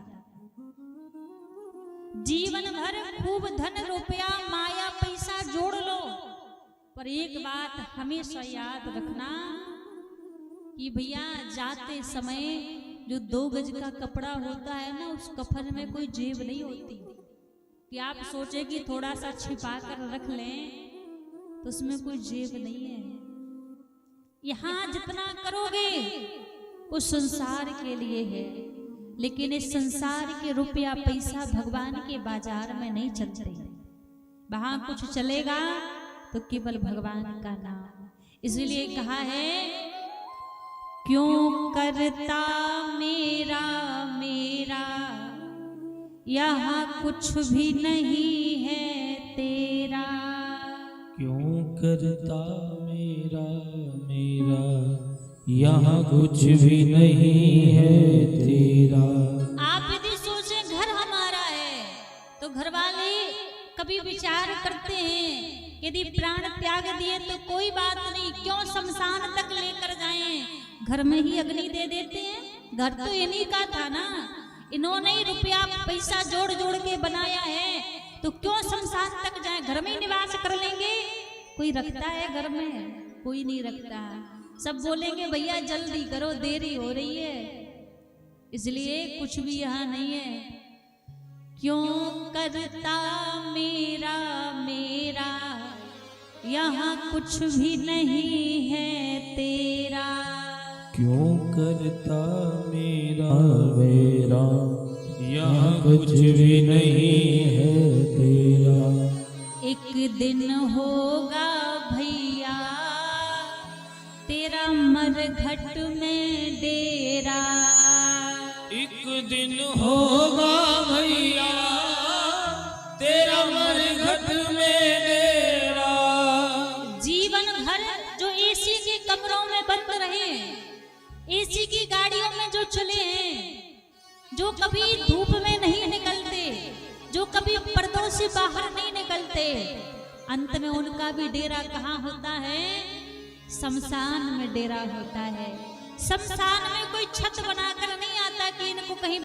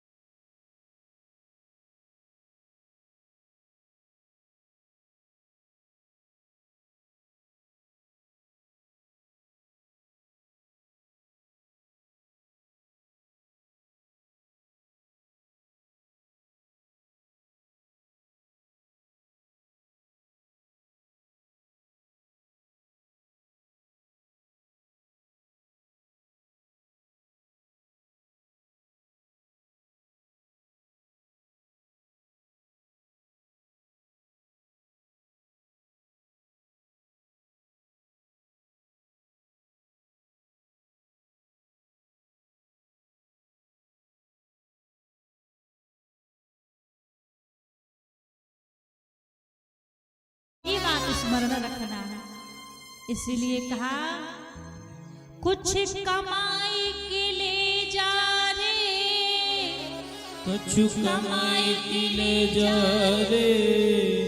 ऐसी जिंदगानी में तू डूब के मर जा रे, चुल्लू भर पानी में।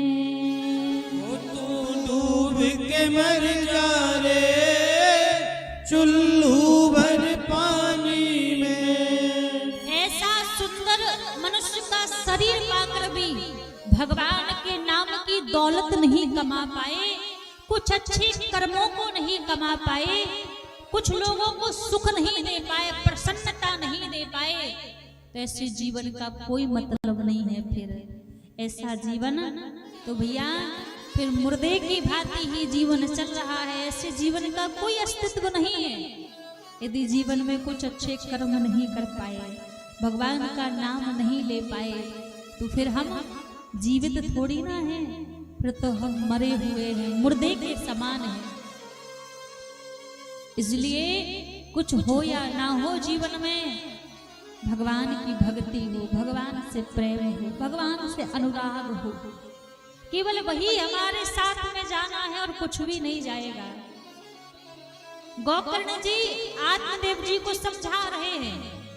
आत्मदेव जी ने सारा घर परिवार छोड़ दिया, वन में जाकर भगवान का भजन करने लगे।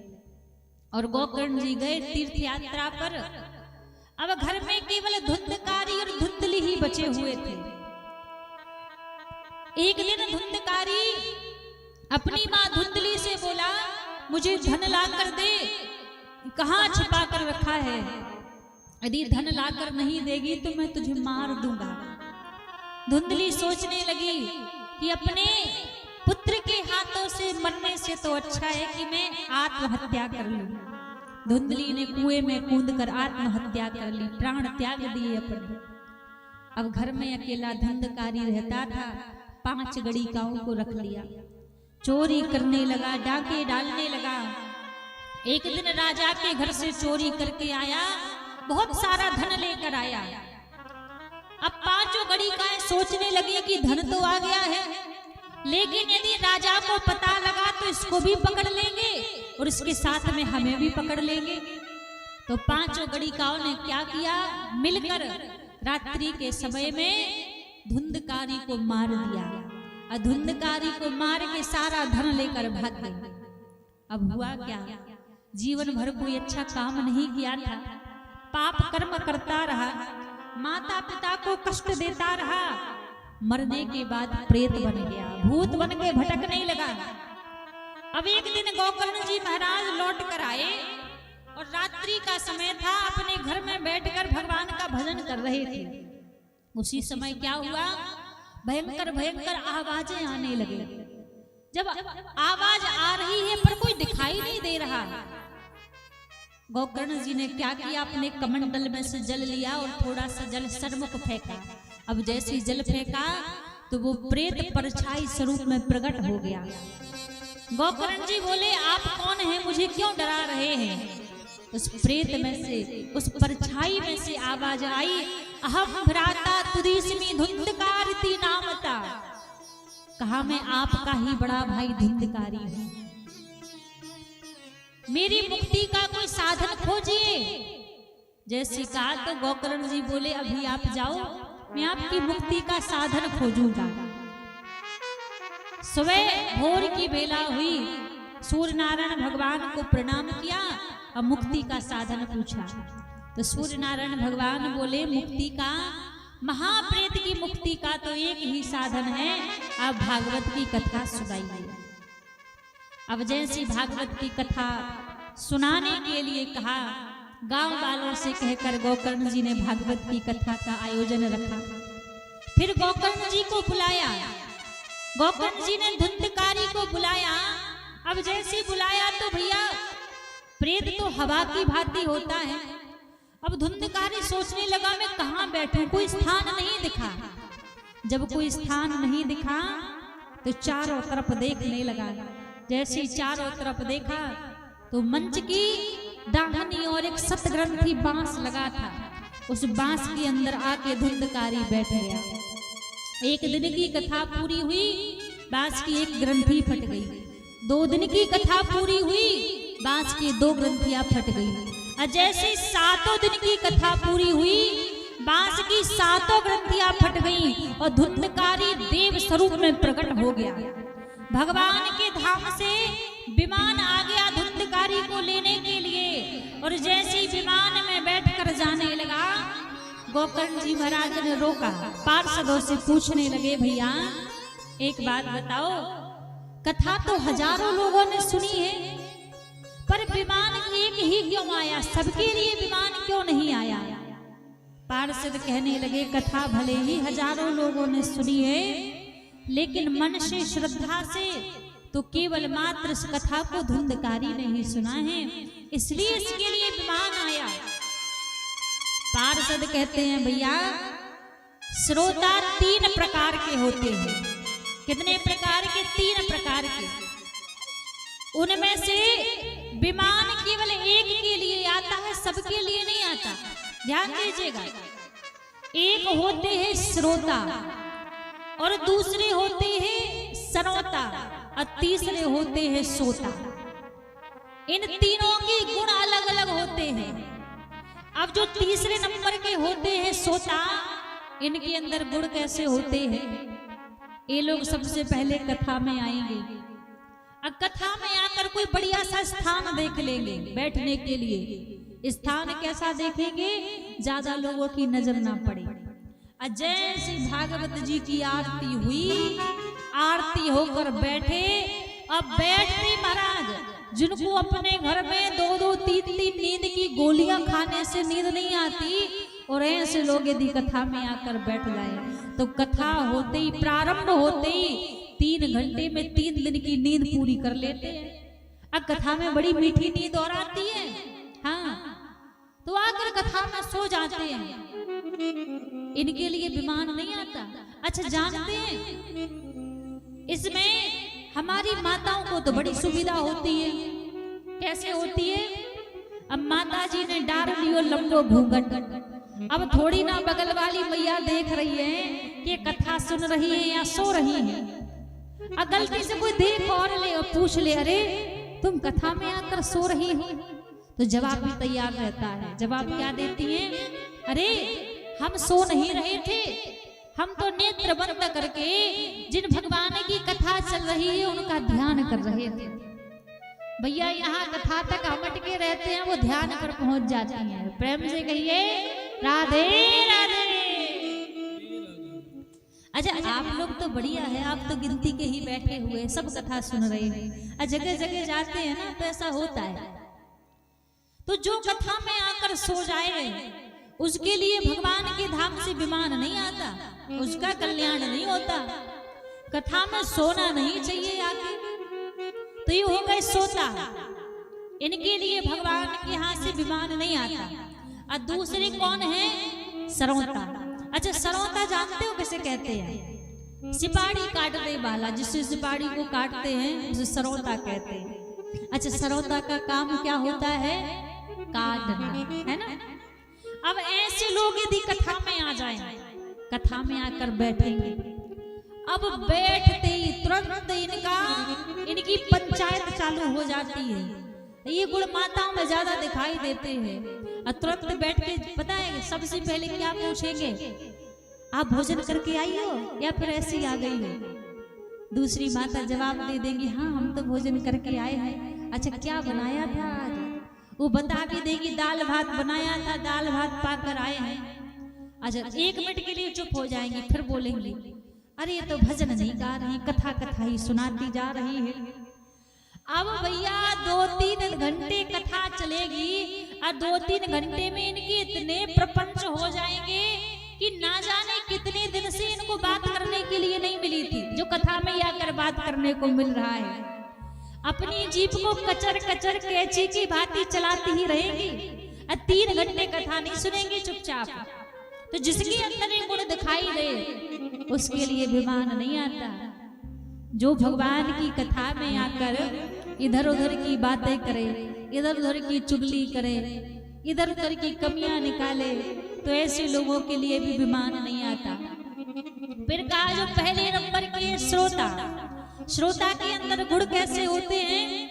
सबसे पहले कथा में आते हैं और कथा में बैठकर 3 घंटे मन से भगवान की कथा को सुनते हैं। और कथा को सुनने के बाद घर जाके उस कथा का चिंतन और मनन करते हैं। तो भैया कथा को श्रद्धा से सुनते हैं, चिंतन और मनन करते हैं, तो विमान श्रोता के लिए ही आता है, सोता और सरौता के लिए विमान नहीं आता। अच्छा किसी ने पूछा कि सोता और सरौता भी तो कथा में गए थे, पर वो कथा क्यों नहीं सुन पाए? उनके लिए तुलसीदास जी कहते हैं भैया भगवान की कथा में आकर कथा कौन नहीं सुन पाता है। कहा कि तुलसी पिछले पाप सो हरि चर्चा ना सुहाय, के ऊगे के लड़ मरे, के उठे घर को जाए। कहा जिनके पूर्व जन्म के पाप ज्यादा हो चुके हैं उनको भगवान की कथा अच्छी नहीं लगती। तुलसी पिछले पाप सो हरि चर्चा ना सुहाए, कथा में आ भी जाएंगे ना के ऊंगे के लड़ मरे, आकर या तो सो जाएंगे और सोएंगे नहीं तो इधर उधर की बातें करके किसी से लड़ाई कर लेंगे। यहाँ भी बात ना बने तो के उठ घर को जाए, उठकर अपने घर भाग जाएंगे। तो जिनके पाप ज्यादा हैं उनको भगवान की चर्चा अच्छी नहीं लगती, उनको भगवान की कथा अच्छी नहीं लगती। तो जब भगवान की कथा में बैठो तो बड़े सावधानी से बैठना चाहिए। सावधानी से क्यों बैठना चाहिए? कहीं हमसे कोई गलती तो नहीं हो रही है, कहीं हमारा मन इधर उधर भटक तो नहीं रहा है, कहीं हमारा मन संसार की बातों में तो नहीं लग रहा है। बड़े सावधान होकर हमें भगवान की कथा में बैठना चाहिए। जब सावधानी पूर्वक भगवान की कथा को सुनोगे, श्रवण करोगे, तब जाकर भगवान के धाम से विमान आता है। तो आज पार्षद कहने लगे गोकर्ण जी ने मन से भगवान की कथा को सुना है, इसलिए भगवान के धाम से इनके लिए विमान आया। आज धुंधकारी विमान में बैठकर भगवान के धाम जाने लगा। गोकर्ण जी महाराज कहते हैं धन्यम भागवती वार्ता प्रेत पीड़ा विनाशनी। कहा धन्य है भागवत की कथा, जो जीवों का तो कल्याण करती है, भागवत की कथा तो भूत प्रेतों का भी कल्याण कर देने वाली है। ऐसी भागवत की कथा है, ऐसी भागवत की महिमा है। जो भी भागवत जी की शरण में आता है और जो भी शरण में आकर भागवत जी से जो प्रार्थना करता है, जो भी मांगता है, भागवत जी तत्क्षण उसको दे देने वाली है। भागवत को कल्प वृक्ष कहा जाता है और कल्प वृक्ष की महिमा जानते हैं कितनी है। कल्प वृक्ष के नीचे बैठकर व्यक्ति मन में जो भी इच्छा प्रकट करता है, वो चीज तुरंत उसको मिल जाती है, तुरंत वो चीज उसके सामने प्रकट हो जाती है। ऐसी कल्प वृक्ष की महिमा है। उसी प्रकार भागवत जी की महिमा है। जो भागवत जी के निकट बैठकर जो भी चीज मांगता है, जो भी वस्तु मांगता है, भागवत जी उसको प्रदान कर देने वाली है, उसको तत्क्षण उसको दे देने वाली है। जो भी वस्तु, जो भी चीजें भागवत जी के निकट बैठकर व्यक्ति मांगता है, तत्क्षण देती है। ऐसी भागवत जी की महिमा है। आज धुंधकारी जैसे महाप्रेत का उद्धार हो गया भागवत की कथा को सुनकर, भागवत की कथा को श्रवण करके धुंधकारी भी भगवान के परम धाम के लिए चला गया। तो यहाँ तक भागवत के महत्व की चर्चा चल रही थी। फिर भागवत जी के प्रथम स्कंद में व्यास जी महाराज भागवत जी के प्रथम स्कंद में मंगलाचरण करते हैं और मंगलाचरण में बड़ा ही दिव्य मंगलाचरण किया है, जिसमें किसी भी देवी देवता का नाम नहीं लिया। तो किसका नाम लिया? अच्छा, आज यदि कोई ग्रंथ लिखा जाए, कोई किताब लिखी जाए, मान लीजिए हम हनुमान जी के ऊपर कोई किताब लिख रहे हैं, कोई ग्रंथ लिख रहे हैं, तो उसमें सबसे पहले नाम किसका लिखा जाएगा? हनुमान जी का। यदि दुर्गा मैया के ऊपर कोई ग्रंथ लिखा जा रहा है, तो उसमें सबसे पहले नाम किसका लिखा जाएगा? दुर्गा मैया का। लेकिन भागवत महापुराण एक ऐसा ग्रंथ है जिसके मंगलाचरण में किसी देवी देवता का नाम नहीं है। तो किसकी वंदना की है, किसका नाम लिया है? बड़ा सुंदर मंगलाचरण व्यास जी महाराज करते हैं कि जन्माधस्यतुन्वयादितरता चार्थेष्वभिज्ञा स्वराट तेने ब्रह्म हृदयादि कवि मोहयन्ति यत् सूर्या तेजो वारी मृदा यथा विनिमयो यत्र सर्गो मृषा धामना श्वेन सदा निरस्ति कुहकम् सत्यम परम धीमहि। व्यास जी महाराज मंगलाचरण करते हैं और मंगलाचरण में किसकी वंदना की? कहा सत्यम परम धीमहि, सत्य की वंदना की। अब किसी ने व्यास जी से पूछा, आपने कौन से सत्य की वंदना की है? तो नाम नहीं लिया, गुण बताए। गुण क्या बताए? कहा जन्माधस्यतोन्वयादितरतस्, जिस परमात्मा ने इस संसार को जन्म दिया है, उनकी वंदना की। फिर किसी ने कहा कि वेदों में तो ऐसा वर्णन है कि हिरण्यगर्भ के द्वारा, ब्रह्मा जी के द्वारा इस संसार को बनाया गया, तो क्या आपने ब्रह्मा जी की वंदना की है? व्यास जी बोले ना। कहा तेने ब्रह्म हृदय आदि कवि मोहयन्ति यत् सूर्या, जिस परमात्मा ने ब्रह्मा को भी बनाया है, उनकी वंदना की है। कहा धामना स्वयं सदा निरस्त कुहकम् सत्यम परम धीमहि, सत्य की वंदना की। यदि यहाँ पर भगवान का नाम लिख देते कि कृष्णम परम धीमहि, तो लोग ये सोचते कि केवल मात्र क्या कृष्ण ही सत्य है, राम सत्य नहीं है, शिव सत्य नहीं है। इसलिए एक शब्द लिखकर, सत्य कहकर समस्त देवी देवताओं की वंदना की। ऐसा दिव्य मंगलाचरण व्यास जी महाराज ने भागवत जी के मंगलाचरण में किया है। और देखो आज स्थिति तो नहीं लग रही थी कि कथा इतनी भी हो पाएगी, लेकिन ठाकुर जी की कृपा रही कि आज इतनी देर तक भी कथा हो गई।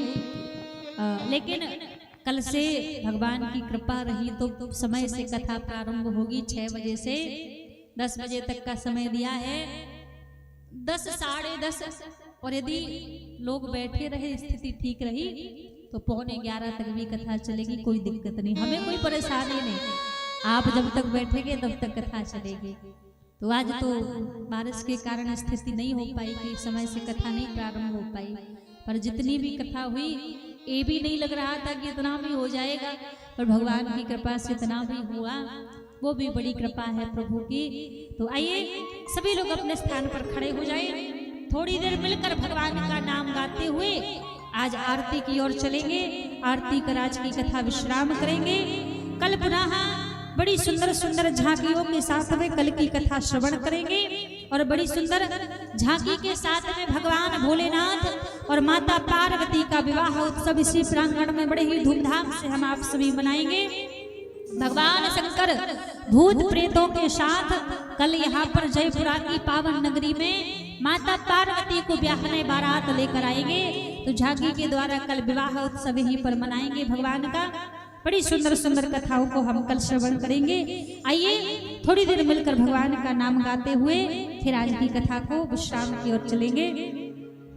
बोलिए बांके बिहारी लाल की। सभी लोग दोनों हाथ ऊपर खड़े करके क्या कहेंगे? हम हाथ उठा कर कहते हैं हम हो गए राधा रानी के। हम हाथ उठा कर कहते हम हो गए राधा रानी के। हम हाथ उठा कर कहते हैं हम हो गए राधा रानी के। हम हाथ उठा कर कहते हम हो गए राधा रानी के। हम हो गए राधा रानी के। हम हो गए राधा रानी के। हम हो गए राधा रानी के। हम हो गए राधा रानी के। हम हाथ उठा कर कहते हैं हम हो गए राधा रानी के। हम हाथ उठा कर कहते हम हो गए राधा रानी के। हमारी माता नहीं हुई राधा रानी की? आप नहीं हो? हाँ, आप किसकी हो फिर? यहाँ खड़े हो तो कम से कम मन से ना सही तो ऊपर से ही कह दो कि हम भी राधा रानी के हैं। हमारी राधा रानी तो इतनी दयालु है, इतनी कृपा करने वाली है। आप झूठ में भी कह दोगे ना कि हम राधा रानी के हैं तो भी अपने भक्तों में गिनती कर लेगी, ऐसा स्वभाव है। तो ना हाथ ऊपर खड़े करके हम हाथ उठा कर कहते हैं हम हो गए राधा रानी के। हम हाथ उठा कर कहते हम हो गए राधा रानी के। हम हो गए राधा रानी के। हो गए राधा रानी के। ऊंचे बरसाने बारी के। ऊंचे बरसाने वाली के। हम झूम झूम कर कहते हम हो गए राधा रानी के। हम झूम झूम कर कहते हम हो गए राधा रानी के।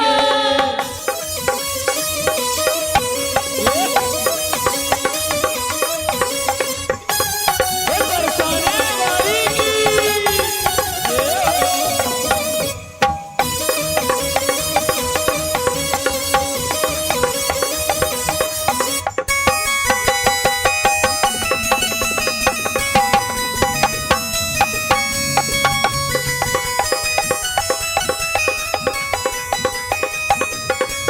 कोई भला कहे या बुरा कहे। कोई भला कहे या बुरा कहे। यदि आज राधा रानी के हो गए हैं ना तो ये रास्ता जानते हैं कैसा है? जितना सरल दिखाई देता है उतना सरल है नहीं। आज यदि आप राधे राधे कहने लग जाओ, जय श्री राम कहने लग जाओ, 1000 संकट जीवन में आएंगे। कई लोग बुरा भला भी कहेंगे, कई लोग मजाक भी उड़ाएंगे, लेकिन यदि एक बार हृदय से मान लिया है कि हम राधा रानी के हैं तो जीवन में कितने भी संकट आ जाएं कभी ये मार्ग नहीं बदलना चाहिए, कभी राधा रानी के चरण नहीं छूटने चाहिए। लोग कोई भला कहे कोई बुरा कहे, जिसको जो कहना है कहते रहो, फिर हमें कोई फर्क नहीं पड़ना चाहिए यदि राधा रानी के बन चुके हैं तो।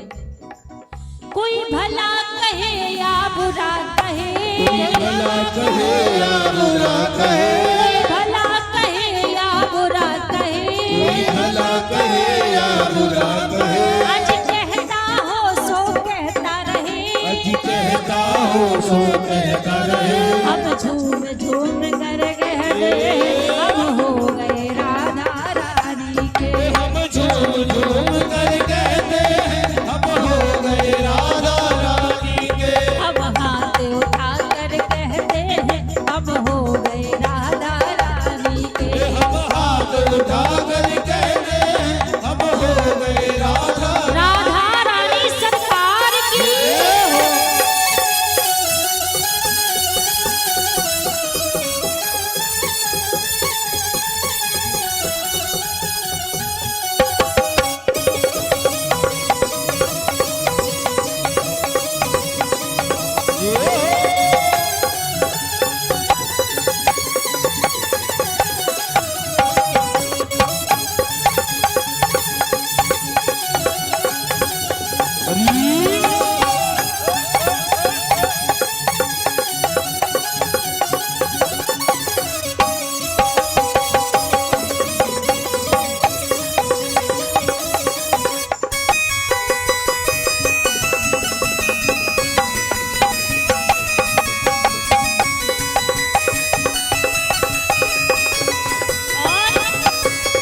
हम आज भी राधा रानी के, आज भी राधा रानी के, हम आज भी राधा रानी के, आज भी राधा रानी के, हम कल भी राधा रानी के, कल भी राधा रानी के, हम कल भी राधा रानी के, हम कल भी राधा रानी के, और केवल आज और कल नहीं कि आज कह दिए हम राधा रानी के हैं, केवल आज कल की बात नहीं है तो कब की बात है फिर।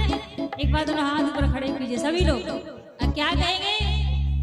हम जन्म जन्म से कहते हैं हम हो गए राधा रानी के, हम जन्म जन्म से कहते हैं हम हो गए राधा रानी के, हम हाथ उठा कर कहते हैं हम हो गए राधा रानी के, हम हाथ उठा कर कहते हैं हम हो गए राधा रानी के, हम हाथ उठा कर कहते हैं हम हो गए राधा रानी के। हम हाथ उठा कर कहते हैं हम हो गए राधा रानी ऐसे के। नहीं, ऐसे नहीं, दोनों हाथ ऊपर खड़े करके सभी मिलकर राधा रानी का नाम गाते हुए आज की कथा को विश्राम करेंगे।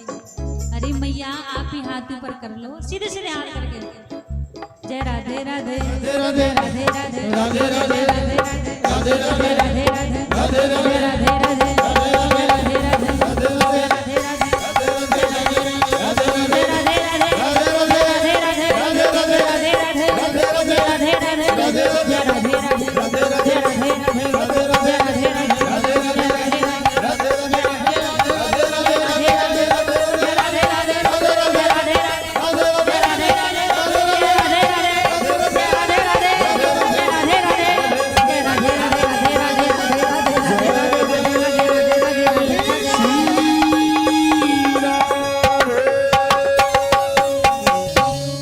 बोलिए राधा रानी सरकार की श्री बांके बिहारी लाल की भागवत महापुराण की।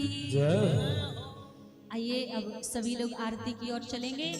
कल पुनः सभी 6 बजे से भगवान की पावन कथा में पधारेंगे और भगवान की पावन कथा को सभी श्रवण कर अपने जीवन को धन्य करेंगे। ऐसा सौभाग्य मिला है भगवान की कथा को सुनने का, तो प्रयास कीजिए कि 7 दिन कथा में उपस्थिति रहे, क्योंकि बार बार ऐसा अवसर नहीं मिलता है। तो आइए सभी लोग भगवान की आरती की ओर चलेंगे। एक बार सभी प्रेम से कहिए राधे राधे। राधे राधे। और आज आप हम सभी भगवान की द्वितीय दिवस की पावन कथा अब हम सभी ने श्रवण की और सभी ध्यान देंगे। यह कथा पूज्य देवी जी के चैनल पर देवी गौर प्रिया जी चैनल पर लाइव चल रही है। जिन्हें अपने अपने मोबाइल में यह कथा श्रवण करनी है, देखनी है, वह मोबाइल में भी देख सुन सकते हैं। यह कथा देवी गौर प्रिया जी के YouTube चैनल और Facebook पर दोनों पर लाइव चल रही है, जिन्हें आप देवी गौर प्रिया जी डालकर देख सुन सकते हैं। एक बार सभी प्रेम से श्री राधे राधे।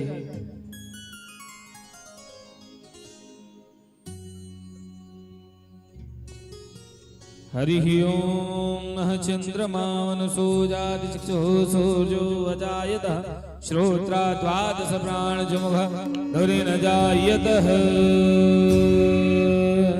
ओ श्री भागवत भगवान की है आरती, पापियों को पाप से है तारती। श्री भागवत भगवान की है आरती, पापियों को पाप से है तारती। ओ पापियों को पाप से है तारती, पापियों को पाप से है तारती। भव सिंधु सागर से उबारती, श्री भागवत भगवान की है आरती, पापियों को पाप से है तारती। श्री भागवत भगवान की है आरती, पापियों को पाप से है तारती। ये अमर ग्रंथ, ये मुक्ति पंथ, ये पंचम वेद निराला, नव ज्योति जगाने वाला। ये अमर ग्रंथ, ये मुक्ति पंथ, ये पंचम वेद निराला, नव ज्योति जगाने वाला। ये अमर ग्रंथ, ये मुक्ति पंथ, ये पंचम वेद निराला, नव ज्योति जगाने वाला। ये अमर ग्रंथ, ये मुक्ति पंथ, ये पंचम वेद निराला, नव ज्योति जगाने वाला। हरि नाम यही, हरि धाम यही, हरि नाम यही, हरि नाम यही। जग के मंगल की आरती, पापियों को पाप से है तारती। श्री भागवत भगवान की है आरती, पापियों को पाप से है तारती। ये शांति गीत पावन पुनीत, पापों को मिटाने वाला, हरि दर्श कराने वाला। ये शांति गीत पावन पुनीत, पापों को मिटाने वाला, हरि दर्श कराने वाला। ये शांति गीत पावन पुनीत, पापों को मिटाने वाला, हरि दर्श कराने वाला। ये शांति गीत पावन पुनीत, पापों को मिटाने वाला, हरि दर्श कराने वाला।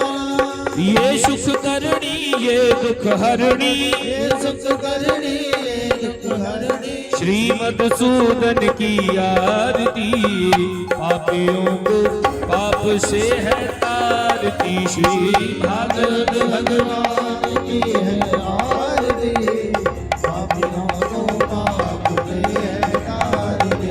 ये मधुर बोल जग पंथ खोल, सदमार्ग बताने वाला, बिगड़ी को बनाने वाला।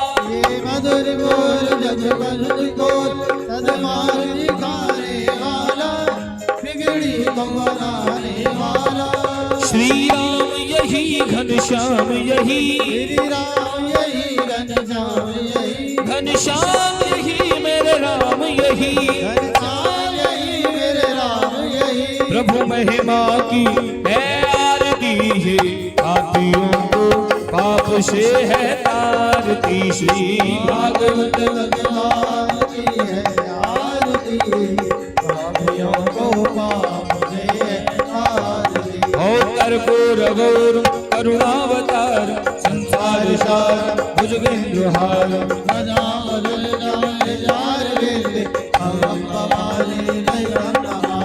त्वमेव माता च पिता त्वमेव, त्वमेव बन्धु च सखा त्वमेव, त्वमेव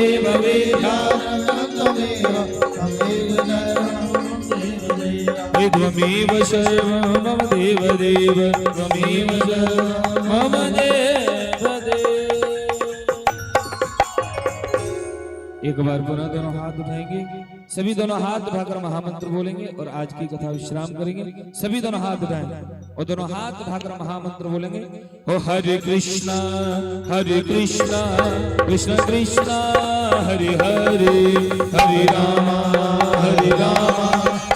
राम ओ हरे कृष्ण कृष्ण कृष्ण हरे हरे, हरे कृष्ण कृष्ण कृष्ण हरे हरे, हरे कृष्णा कृष्ण कृष्ण हरे हरे, हरे